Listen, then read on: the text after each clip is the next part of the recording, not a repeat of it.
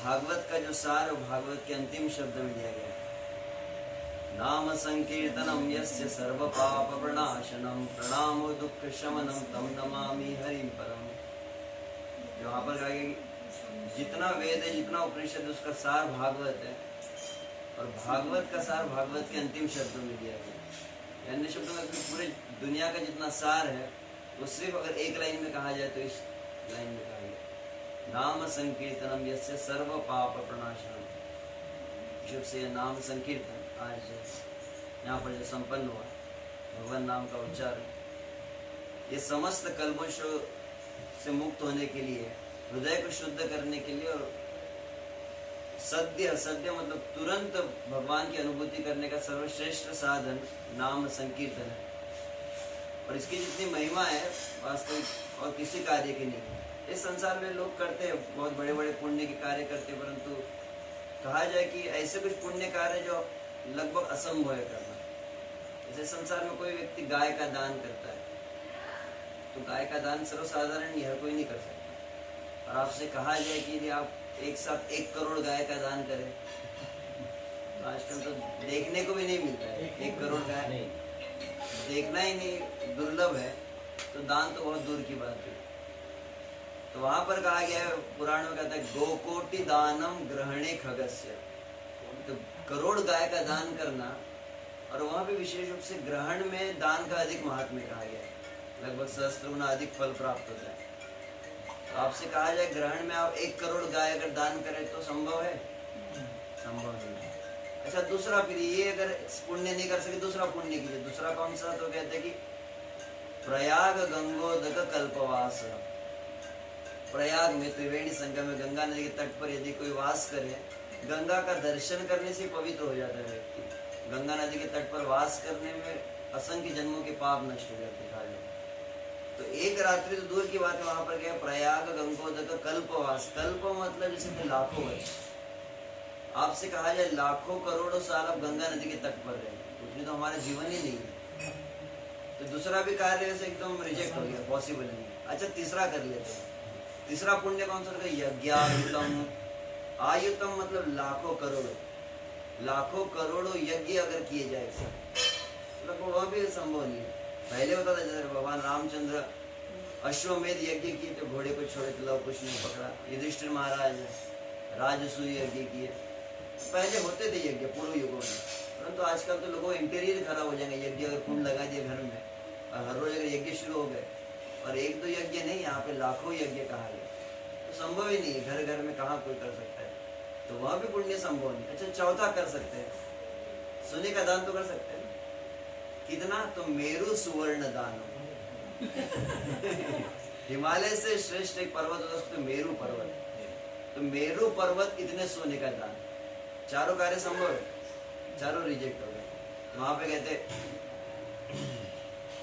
गोकोटि दानम ग्रहणे खगस्य प्रयाग गंगोदक कल्पवास यज्ञायुतम मेरु सुवर्ण दानम न गोविंद कीर्तेत समम शतांशै।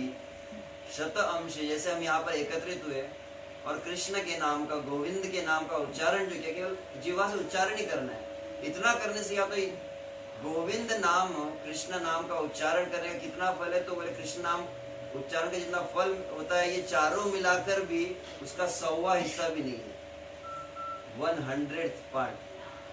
मतलब एक तरफ कृष्ण कीर्तन को रखा जाए और दूसरे तरफ ये गोदान है, गंगा नदी के तट पे वास है, लाखों करोड़ों यज्ञ है, ये सबको एक और रखा जाए तो ये सब हल्के हो जाएंगे। ये मतलब 1% भी नहीं है जितना भगवान नाम की महिमा है। हरि हरि बोल।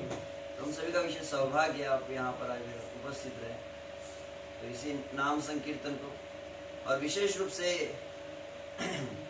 नाम संकीर्तन अधिक होता है जब भगवत भक्तों का संग होता है। हम अकेले में रहेंगे तो फिर संसार का ही कीर्तन होते रहता है, संसार के गीत गाते रहते, घर घर की कहानियां चलती रहती। तो इसलिए समय समय पर, हालांकि देखा जाए तो समय है नहीं आज संसार में, लोगों के मरने के लिए फुर्सत नहीं है, और समय बहुत ही कम रहा।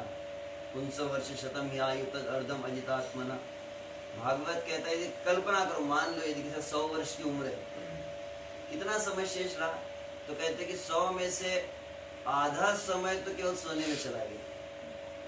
100 वर्ष शतम आयु अर्धम, मान लो एजम्पशन लेके 100 साल की उम्र है तो 50 साल तो गए सोने में।